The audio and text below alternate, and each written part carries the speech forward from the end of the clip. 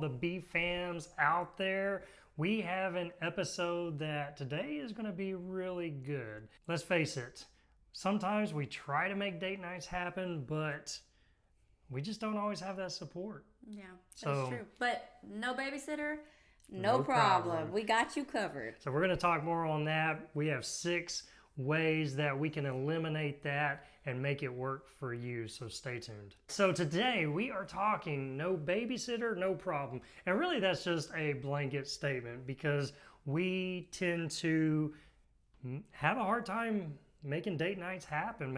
And whenever I say date nights, I'm talking like when you're in a blended family, when you're in any marriage, really, we've got to make our marriage a priority. And you'll hear us say that. You'll hear a lot of people say that over and over again. Really, it's God's order. God created family structure that way. If you go back to Ephesians chapter 5 and 6, he talks about the wives and he talks about the husbands, and then he talks about parenting. We can take it back to Genesis when God created man and created woman, then told them to be fruitful and multiply. So there's, God creates this order. And when we put that our families, our blended families in that order, we see so many blessings in our family from that. Because if not, a lot of times it's so easy for us as blended families to start really focusing on our kids and focusing on all the issues that come up. And if we're not careful, it can create that wedge in our marriage that can really start dividing us. And then that just leads to devastation. Yeah, and we knew how important it was. We went into our marriage discussing that and how important it is for us to spend that quality time together and put our marriage first. But we just couldn't seem to make it happen. We had 3 children all involved in different activities, and we would say okay, as soon as this slows down or when we can get this under control, then we will spend some quality time together. We'll go on a date together. Sometimes we might have it envisioned in our head that it needs to be this big grand thing of us going out and leaving the kids somewhere else, and we just couldn't. We just couldn't get it all fitted. By the time we got home from work, got the kids done with their homework, dinner cooked, sporting events finished, we were just tired. Worn out. Yeah. But it always came back to those 2 things. It came back to time, lack of time, because our schedules were overloaded, and it came back to money. We thought if we're going on a date, we got to go spend money. We've got to buy movie tickets. We got to buy a big fancy dinner. That's just kind of some of the things that come into our heads initially as this is what a date looks like, because that's what you do when you're courting somebody, right? That old-fashioned term, courting. When you're dating somebody before you get married, that you're spending a lot of money because you're trying to impress them. you're going, the old Texas saying, go big or go home. That time you took me to Florida before we got married and then never did again. Oh, yeah. And it's pulling out all the stops. We are taking that trip around the world. And then you come back and you get down on one knee. Would you marry me? And then it all stops. And it's so sad. It is. It's sad that happens, but it's so easy for it too. So whenever we say dating your spouse, you got to keep that dating that you had initially. You got to keep it going, but it doesn't have to be on that big scale. Whenever we talk about this, we're going to give some 6 tips here in just a minute, but it's ways that we can do things easy. But when we put our spouse first, one of the key things in being able to do that is dating weekly. If you can, there are going to be some seasons where it's just a challenge, right? But we've learned that it's always the target that we're aiming for. If we're not aiming for anything, we will always hit nothing. So you got to aim for something. That's actually a Zig Ziglar quote. He says it a little differently, but it's such a powerful saying, because if we're not trying to make this happen or make it a priority, it won't. Right? The time just really just creeps away from you. You're we just went on a date night last year. Yeah. Was it that long ago? You're calculating. Are you sure? Last month. No, it wasn't last month. Yeah. So it does start adding up really quickly. It does, and it's easy to get to that point, and that's something that we had to keep coming back to, and we might miss a few weeks, right? But the thing is every time we would get into some really busy seasons with our kids. I remember fall was always the worst. School started. Getting the kids back into school. Then some of the sports that we're involved in were fall seasons that they were doing. And it was running here, running there, running everywhere. And then you had work and everything just really piled up. And it was always the fall season for us when our kids were younger that by the end of it, towards Christmas time, Thanksgiving time, we would be at each other's throats. Like we would just be seeing the negative in each other, seeing each other's bad habits, and just really like irritated with each other. And we'd always come back to the same conclusion. It's like we hadn't been spending time together. So it was always that reminder that we, even in busy seasons, it's remembering, we got to make this a priority the best we can. Show grace whenever you can't make it happen, but make that always something that you're aiming for is those weekly dates. And like we said, they don't have to be big.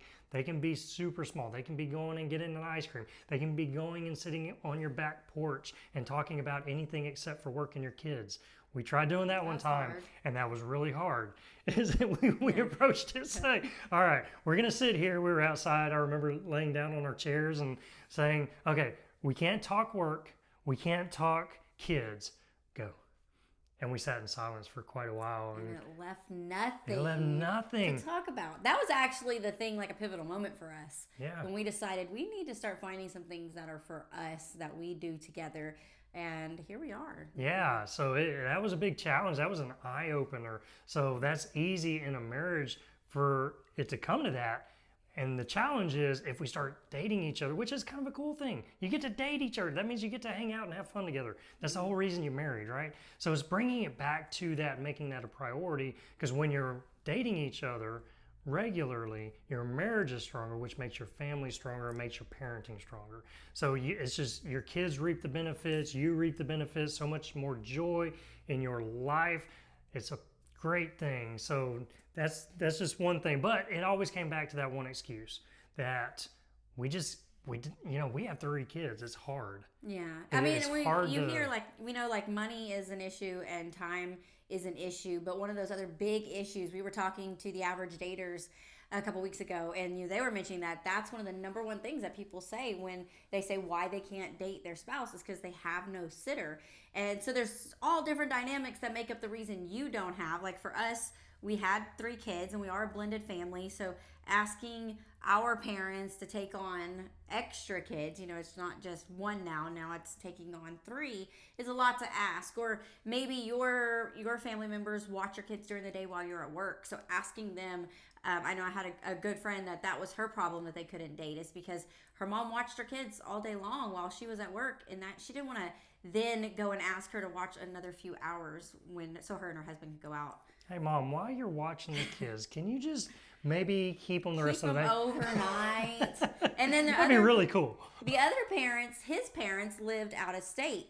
And so that wasn't an option. So it really did leave them limited. So we have these 6 different ideas that kind of work around this. So whatever is your reason, if it's the money or if it's the time or if it's the fact that you don't have a babysitter available or can't afford a babysitter, right now it's not in the budget, whatever the case, these are 6 different ideas that you'll be able to take advantage of a few of them. And maybe you're crushing it in this area and you're sitting here saying, oh, we're dating all the time, we're dating regularly. Maybe this is just something that you can help gain some more ideas that you can help pass on to other family that you see kind of struggling in these areas too, right? So it works both ways. These are just great. So if you're trying to date your spouse, you're trying to make this a priority, you're saying, I want to put my marriage first. And you're saying, but it's just, I don't have like that baby. I don't have the support. What's the number one thing? Is date after hours. Ooh. You don't have to find someone to watch your kids to be able to date. A lot of times, we were never the ones that put our kids to bed really early though. Like our kids went to bed around 8 or 9. 8:30, 9 o'clock was bedtime for our kids. When we married and the age that they were, that was pretty typical. I have friends that put their kids to bed at 7. I'm like, geez Louise, you have like 4 or 5 hours in the evening, like for you and your spouse. That's incredible. And they utilize that time really well. So having a consistent bedtime for your kids and putting them to bed and then using that time that maybe you would normally be watching TV or cleaning the house or what have you, like you can use that time to plan a date with your spouse. And it kind of reminds me of like one of those like after hour shows. Is like the after hours. Oh, like Nick at Night? Yeah, well, Oh, No? was that Naked Night? Maybe it was. Then that totally blows my theory. But Why? I was thinking that, it's kind of like the club or something, the after hours. So Oh, it kind of sounds like, VIP. exotic VIP. Like There it's was this just episode of 90210 where you had to bring this egg to the cash register. I think it was 90210 or maybe Saved by the Bell. But anyways, you couldn't get into the club unless you had this egg, and that was like your secret passcode to get in. So it's like that. It's like that. So your kids are not allowed to come. Only you guys. Maybe as you're getting your kids down, that could be like a sign to your spouse, like saying, "Hey, date night tonight." Maybe you just flash an egg. Grab the egg out of Flash that egg and you're good to go. And the other's like, "Gotcha. Yeah."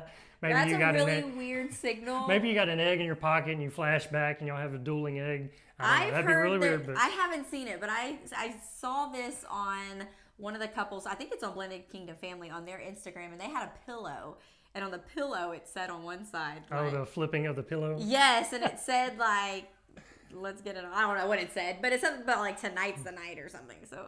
Yeah. I'm tired, and then you flip it over to bounce, chicken, wow, wow. Yeah, that. So yeah, you can use signs and things like that. Have fun with it, right? Make that fun, make it special, but use that maybe one day out of the week that you're making just the two of you, that you can spend 30 minutes, an hour together, just doing something together. And when you do that, especially when you pick one night out of the week that's y'all's, that you begin to really look forward to that night. And if anything comes up and it's like gonna hinder that night, you get a little grouchy and you're like, "But it's Thursday night.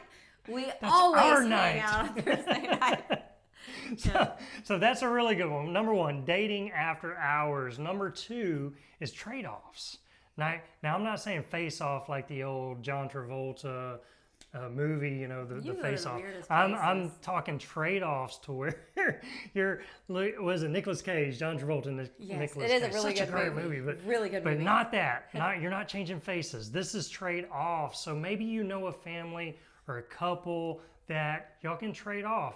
One time out of the week, you're watching their kids, and then the next time they're watching your kids, and you're doing that trade-off. Maybe you get a group of families. Maybe you can do 3, 4, or 5, and that lightens the load. It might put more load on your night, but maybe you're making it a pizza night for the kids or doing something. We had the friends from church, I remember them saying, like, they had a group like Randall's talking about, and you would get tickets every time you were the ones watching the kids. So they had these little red tickets like you have at the carnival, and every kid that you watch, then you're getting these tickets. And then you're able to trade them in with the other couples for your turn for the date night. And I just thought that was a really cool idea for especially if you have friends with kids your same age. Like Randall's saying, y'all could trade off in that way. Maybe you don't watch everybody's kids all in one night, but a couple of y'all trade weeks. And so one week you're watching theirs, and you have a little busier that night, but hey, you're keeping your kids entertained for a couple hours too.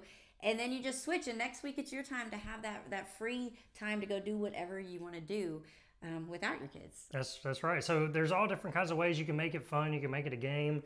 You can do the shortest straw with your group of friends, like you got like every time you're rigging it to where that one couple gets it. And, Randall yeah, just don't goes do that. all Don't kinds do of that. off That's so mean. left field. Don't be that friend. Be a good friend. Y'all Don't be rotate. deceitful. Keep it even. So that's where it will win. So yeah, just having some fun with that. But yeah, trade-offs is another good thing. So that's number 2. What's number 3? The next is like personal days off. Like if you have a job, like if you don't get paid, you might not want to do this one. But again, you could. But if you have personal time off, instead of saving all of that up for like that big vacation or saving it for like emergency type, do this at least once a year, maybe twice a year, where you just exchange that day for a personal time. For your spouse does the same thing that day. You send the kids off to school, and you and him have that moment together. We started doing this once we both had jobs that would allow us to do this, and we would do it around Christmas time. And we would take the kids to school, we would come back, and we would get in bed, and we didn't start out like that. Well, yeah. And then we would get in bed and then I'd change subject. No, it wasn't like that. We started out as it being like, let's go Christmas shopping. So we would go off into a town near us, and we would spend the day. But we realized that was really kind of just tiring us out, and we were seeing the same things over and over we again. weren't very successful at the end of the day with buying what we needed for Christmas. So we decided. So we said, let's just go to bed and forget about it. And there who it was. needs presents this year? So we decided to make it a day where we did not get out of the bed the least amount possible. We brought the computers to the bed. We had a list. Randall, of course, the kind of guy he is, has a whole spreadsheet. I had spreadsheets on the budget, how much we're going to spend per person, per family, and we would get on Amazon or other online and just start sites coming up and with shop creative from ideas. home. Yeah. And it was amazing.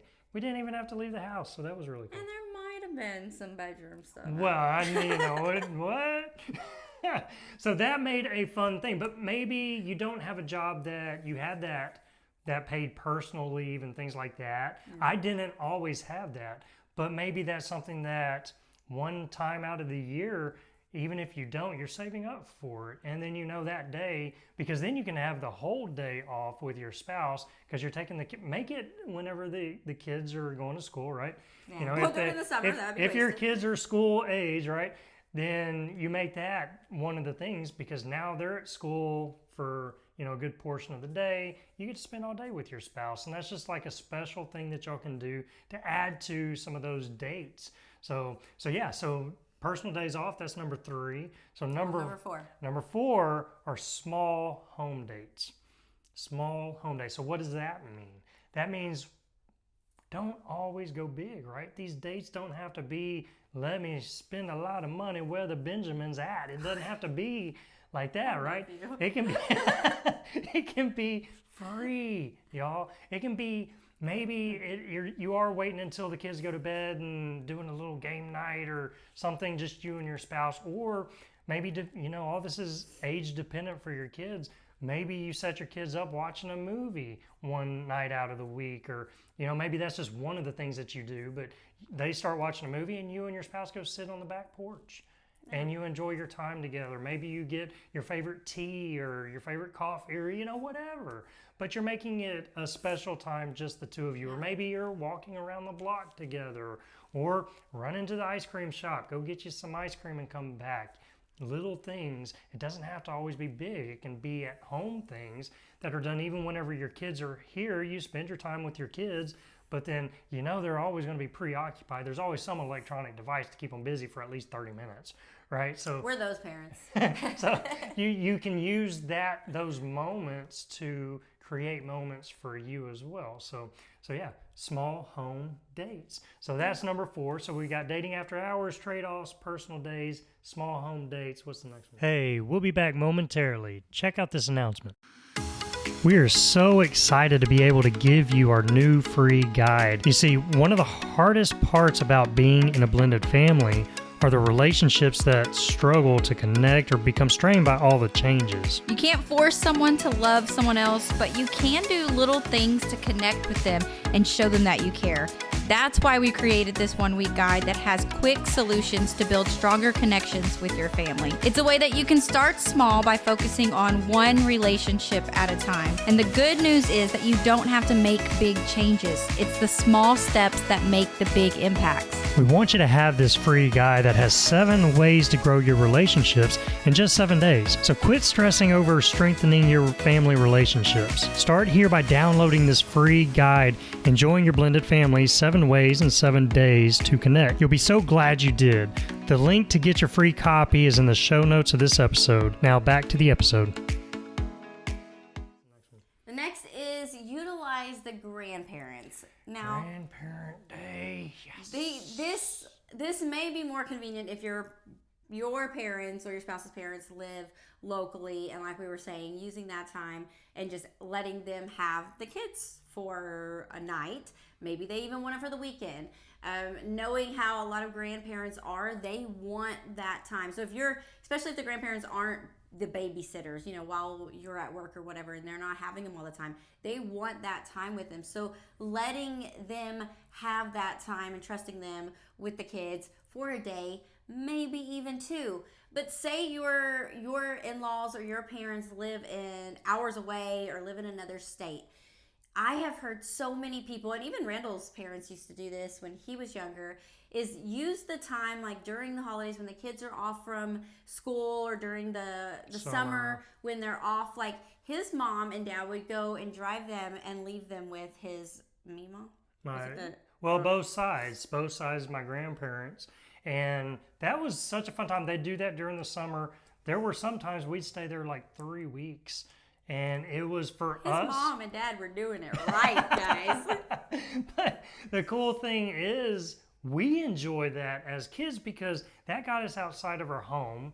That got us hanging out with our grandparents. And I don't know about y'all, but every grandparent I know, they like to spoil you. We got spoiled a lot. I could eat cereal whenever I wanted to eat cereal. Back then, I could watch MTV as much as I wanted to watch MTV.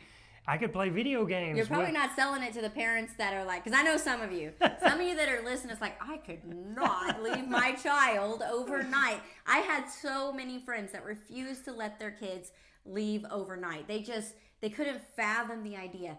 Get over it. I'm telling you, your kids will have fun, and you can take total advantage of that with your spouse. Y'all can go have some fun and really recreate some of those times when you were dating before you were married and stuff like that. So that gives those longer periods. So maybe your grandparents live in, or maybe your grandparents, maybe your kids' grandparents, right? Maybe they live in town, so that makes it easier to do stuff. And being a blended family normally opens the door for having a lot more grandparents. Yeah, you could divvy up the kids, one to each. Yeah, here, you get 2, you get the 1, you get 3. You sit there, but it's really fun for the grandparents, and it's really fun for the husband and wife getting to spend that time together.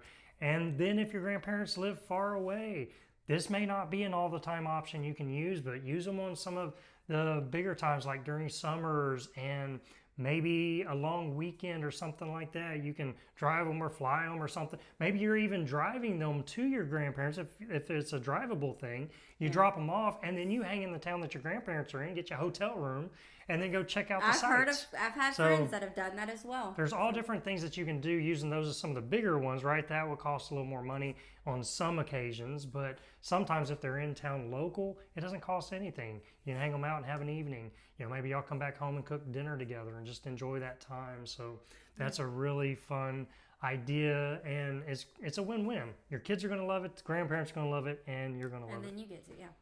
So that's number 5. Last but not least, our special kid events.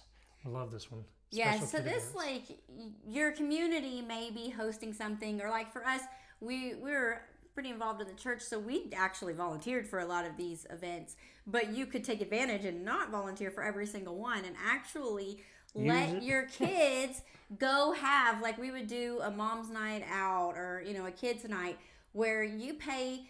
Sometimes you don't pay anything. Sometimes it's like bare minimum, like $5 a kid. You're covering the cost of their pizza or something, and you let the kids go have a couple hours with trusted adults while you and your spouse go use that time together to go have your own quality time together. I mean, we've seen this done in so many different ways. I know we have a local daycare that's actually doing that as well. Your kids don't even have to go to the daycare, but that it's such a small number, that it's just a small amount that you pay to be able to go and have a babysitter for a few hours. And even I know some people that like maybe summer camp or other youth events or not family events, but kid events that they're having. Maybe they're taking the kids bowling for the night, or they're taking them to the movie theater, and it's not something that you're necessarily invited to, but it's something they're doing for the children. And instead of just like going home and sitting and doing, again, watching TV or cleaning house, use that time. Ask your spouse, like, hey, you want to go on a date with me? And you can have a home date still. You don't have to go out, or you could go out and go to the park. The possibilities endless. Yeah. But the church is such a great thing, and we love being able to connect with the church on many levels, especially like that, because most churches do offer kids stuff. They're from all ages, all the way to the youth groups and youth events, and it's just a really cool thing. Most everybody there is trustworthy because they all have background checks for most of the churches. Check your church and if that's a concern. But I know for us, every volunteer had, they were trusted. They had their background checks. But it was just a great thing for the kids, because now they're connecting with God-filled people. They're doing fun things that are good things, and that they're, it's just a really fun thing for them to be able to do. And then you and your spouse can go do things. So I will give a plug in for this. This is just us knowing and kind of being on the inside scenes, because we had been pastors and leaders and things like that in churches for a while. And it's always one of those things that use it, but don't just use it. Also let it be your church where you're volunteering and doing things maybe in some other department or thing. But to just help out in your church, support your church. And it's such a powerful thing. It's a powerful tool that you all can use, and you can team up as a church community and just create those moments, give back, volunteer. It's just a really cool thing. And then the other side of that, which is more of the trap that we fell into, I say trap, but we love to serve. And I know some of you that are listening, that's where you're at too. And so you are serving every single time, and you feel guilty if you don't. Like if you step back and say, no, I'm not going to be there tonight because we're going on a date. Don't feel guilty about that. Use that time. Serve when it's time to serve, and then take time for you and your spouse. We had a couple friends, their kids were grown, and they made Friday nights their date nights. And so we started having activities on Friday nights, and that was just one area they didn't serve in. They served in all kinds of other areas. But on Friday nights, they're like, no, we learned. And they actually learned the hard way through having trouble in their marriage, that this dating each other was priority. When they went to counseling, that is what they learned. And so they made these Friday nights non-negotiable. This is what they did, and they stuck to it. So they tell us, they'd be like, hey, sorry, Randall can't serve. It's date night. It's like, totally get it. Y'all have fun. So, that's just that's an amazing thing. So use the church and stuff. It's awesome. It's a great thing. There are other community-wide things as well that you can utilize. But those just have fun moments too, to where your kids get to go experience some stuff, and then you get to take advantage of that, hanging out and chilling with your spouse. Really Isn't fun. he cute? So those are 6 ideas, 6 ways that if you're trying to make dating a priority in your marriage, but it's hard, we feel your pain. Hopefully these 6 ways have given you more ideas to make this possible for you. Just like they have for us. These were all tools that we have learned, some the hard way, some the easy way. But these were 6 things that we've been able to utilize as well, just to make it more fun for us, to make it a priority. Like I said, there are going to be seasons whenever maybe you miss a few weeks, or maybe you've gone a month without being able to spend that quality time with your spouse. Give yourselves grace. Give yourselves grace. God loves you. But it's always making that a priority. Just knowing that, hey man, we've gone a long time. We need to get back on this wagon and keep it rolling down a good path. So, and maybe this is an area you and your spouse have been struggling in. Send your spouse this podcast. Be like, hey, check this out. It was really speaking to me. Or what do you think about this? And send that to. Or maybe even that the trade-off exchange, and you're like, I have a couple of couples in mind. Couple of couples. Send them this podcast and be like, hey, what do you think about number 2 on here? And let them listen to it and spark that idea for them too. Oh yeah, let's do this. This is a win-win for us. Yeah, and make it fun. Make it get a few groups or couples together and do some raffles, do some ticket drawings, do some rock, paper, scissors stuff. I mean, I don't know. In a moment, you come up with your own ideas. Just don't rig the small Just straw. don't rig it. Be fair. Be fair. Don't be that person. So no, it really is. So hopefully these have been a blessing for you. Use them, but make dating your spouse a priority in your marriage. It's one thing you will not regret.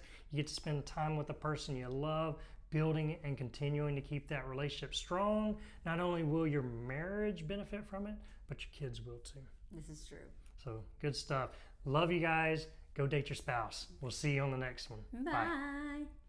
Hey, thanks for joining us today for another episode of Enjoying Your Blended Family. All the links we've talked about today, they're in the show notes below. If you've enjoyed listening, be sure to subscribe below. It's free, and it lets you know when we have another episode for you to listen to. And if you want to help us out, leave us a rating and review so that we can keep reaching more people. Until next time, remember to enjoy the moment.